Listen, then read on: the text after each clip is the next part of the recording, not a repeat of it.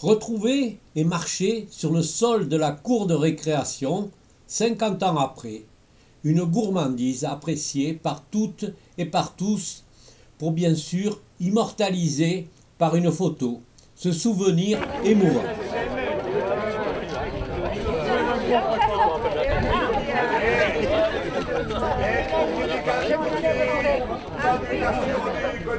L'heure du repas a sonné, mais personne ne s'est dirigé vers la cantine tenue à l'époque par mesdames Bourtaille ou Bardin.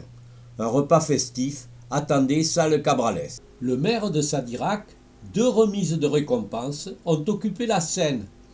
Il a fallu ranger fourchettes et couteaux. Mesdames, Messieurs, bonjour. Bonjour à tous. Monsieur le Président de l'Association de bienfaisance des cruches sadiracaises, cher Alain.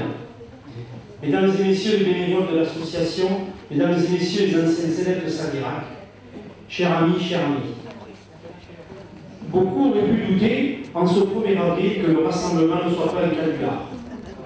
Mais vos présences étaient nombreuses après le passage éclair de Sa Majesté Charles III, qui est passé par le Piron, je l'ai raté de peu, pour recevoir sa cruche d'honneur. Cette année, le titre de reconnaissance de vénérable cruche a été accordé à Josiane Betwig, Geneviève Fin, Serge Ducos, Yves Betwig, Yves Larieux et Patrick Audebert. Une cruche patrimoniale leur a été remise par le maire de Sadirac. Les verres de l'apéro a séché, il restait un tout petit créneau pour décerner les cruchadors, récompense attribuée aux artisanes et artisans du spectacle des cruches en 2022. Vous pouvez l'applaudir parce qu'elle est très dévouée. Bien, tu sais, les gosses sont jamais prêts. Faudra les faire répéter dimanche matin. Ouais, non. Si tu parles des jeunes, on applaudit de suite. Ah. Bravo, bravo. Et donc, Le repas sera l'occasion de renforcer les échanges de souvenirs, de refaire surgir des mémoires, un passé où la jeunesse autorisait les rêves les plus beaux. Au terme de ce moment de grande convivialité, nos vénérables cruches se sont installées confortablement pour découvrir, lors d'une conférence, la vie d'un illustre sadiracais arrivé dans la commune lors de la Seconde Guerre mondiale, comme nous le raconte un homme hélas disparu, Georges Lefebvre.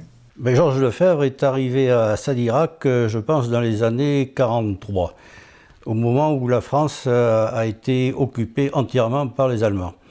Il a fui à cause de sa femme qui était d'origine anglaise, qui était née à Shanghai et qui était donc un petit peu repérée par les autorités allemandes de l'époque, et donc qui était obligée de fuir un petit peu la zone occupée par les Allemands. Donc ils sont arrivés à Sadirac de façon, disons, un petit peu mystérieuse, on pourrait dire, pour un petit peu se cacher des autorités à l'époque, aussi bien allemandes que de Vichy.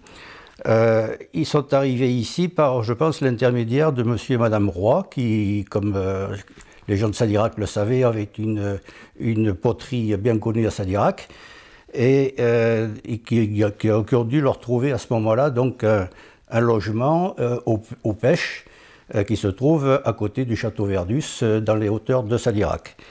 Voilà, donc ils sont venus un petit peu ici pour, dans le fond, pour se mettre en retrait de la vie parisienne et de la vie mondaine qu'ils avaient dans la région parisienne. Ensuite, Jean-Marie Darmian dressera avec beaucoup de précision le portrait d'un Sadiracais énigmatique, un journaliste aventureux aux multiples casquettes. Sa proximité avec André Citroën lui permet de relater dans les plus grands journaux nationaux l'épopée de la croisière jaune en 1931, un raid extraordinaire de 12 000 km entre Beyrouth et Pékin.